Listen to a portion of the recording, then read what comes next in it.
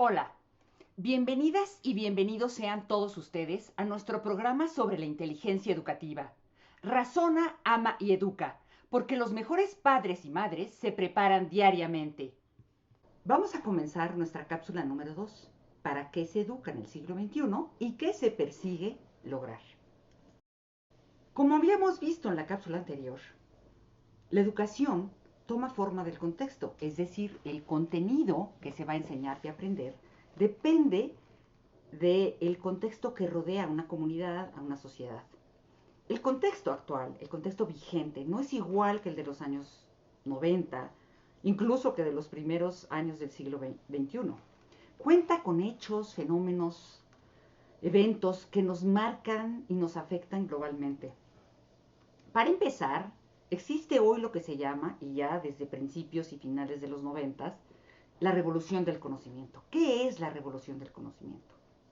Que a lo largo de la historia se ha ido produciendo cada vez más y más conocimiento en todas las áreas y disciplinas, la física, la química, las matemáticas, la historia, la geografía. Y es tal cantidad de saber que no hay cabeza que lo aguante. No se puede pensar que vamos a transmitir todo el conocimiento adquirido de una generación a la que sigue. De hecho, el conocimiento además se modifica a la velocidad de la luz, porque hoy se puede afirmar una verdad, como por ejemplo la gravedad, la teoría de la gravedad de Newton, que después Einstein modifica y le da otra explicación. Es decir, el conocimiento hoy se modifica a la velocidad de la luz. Y lo que hoy es una verdad, tal vez mañana no lo sea. Yo les pongo un ejemplo de lo que aprendí de niña. Yo aprendí, por ejemplo, que el Popocatépetl que tienen en pantalla era un volcán apagado y que ya nunca se iba a volver a aprender. ¿Y qué sucede en el año 2000, en 1999, en el año 2000? Explota.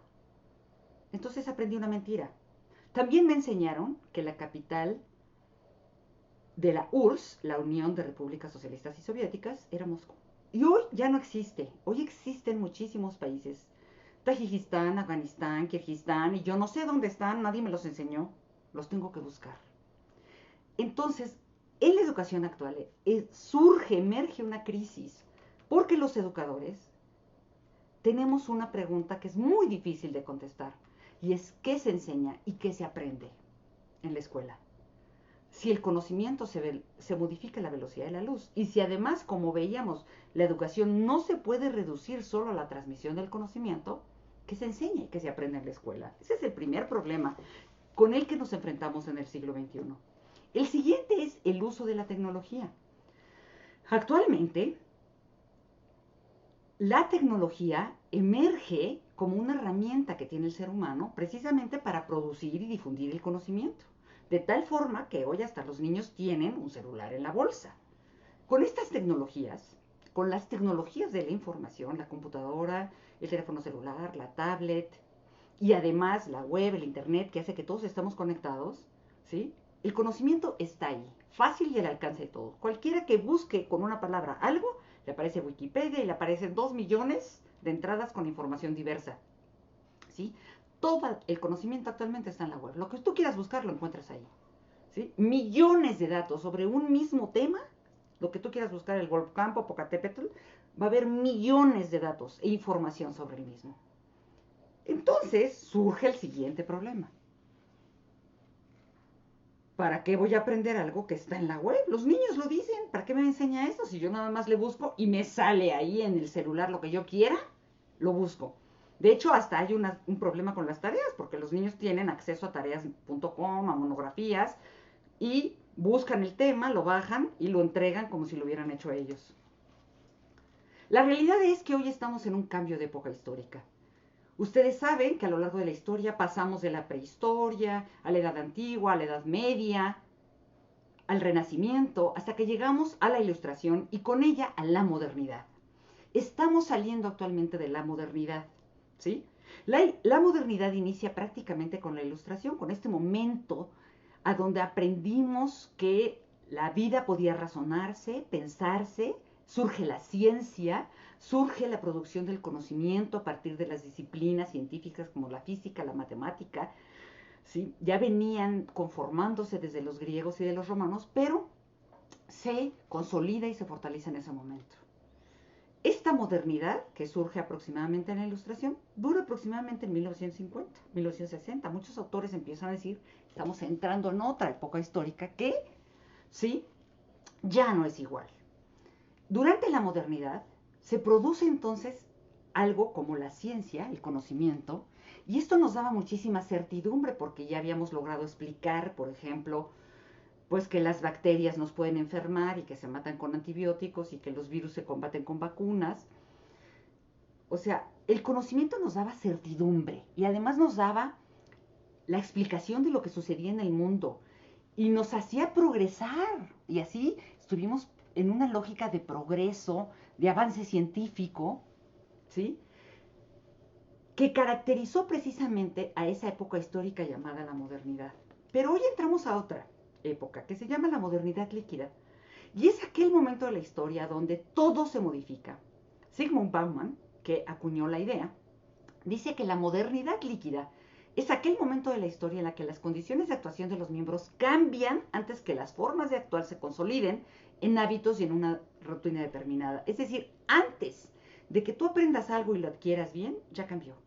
Nos pasa hasta con el celular, tú te duermes con un Facebook, te duermes con un Twitter, te duermes con un programa y amaneces con otro porque ya en la noche se actualizó, ya te modificaron hasta la imagen y cómo sale y lo que pidas, ya es otra cosa. Y las funciones y las características y lo que puedes hacer crece cada día.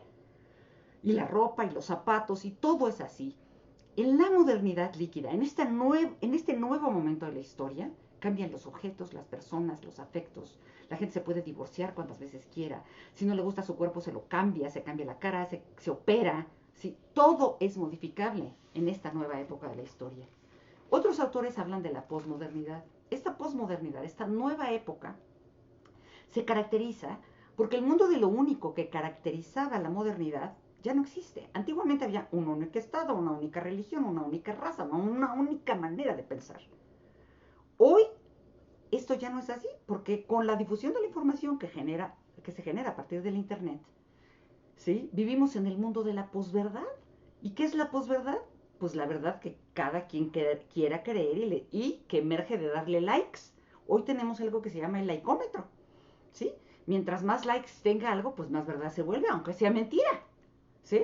Hoy actualmente, en este mundo, precisamente por esta diversidad en la producción de la información, de la comunicación en diferentes polos, lados y regiones del mundo, predomina lo múltiple, lo diverso y lo autónomo. Cada quien puede pensar lo que se le da la gana y ser autónomo de los demás. En realidad estamos aprendiendo a que eso se respeta y cada quien puede ser y hacer lo que quiera. Emergen otros valores que son distintos a la modernidad.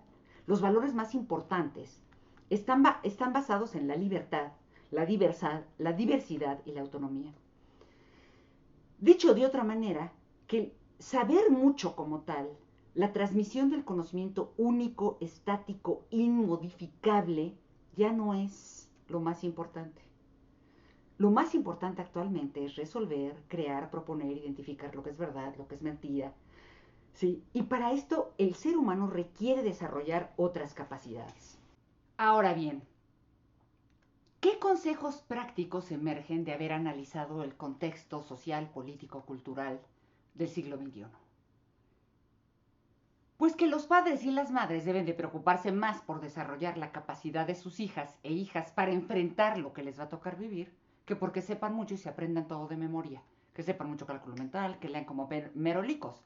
Deben de aprender a resolver problemas, a comunicarse, a crear, proponer, a participar pensando crítica y científicamente.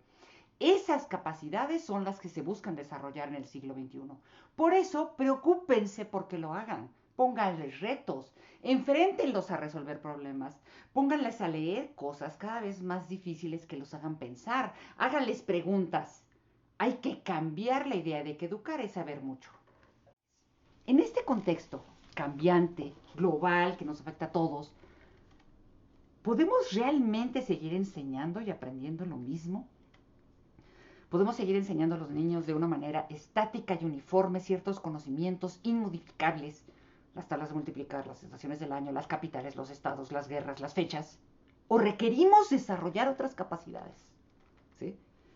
¿Ustedes creen que con un contexto así podemos seguir transmitiendo el conocimiento cuando, como decía la UNESCO, no hay cabeza que lo aguante. Nadie puede retener toda la información en una cabeza.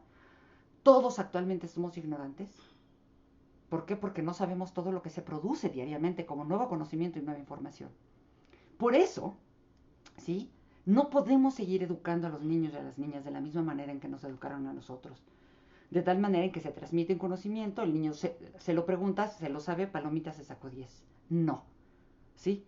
Tenemos que desarrollar otra educación. Eso es lo que vamos a abordar en la siguiente cápsula. Muchísimas gracias por su atención.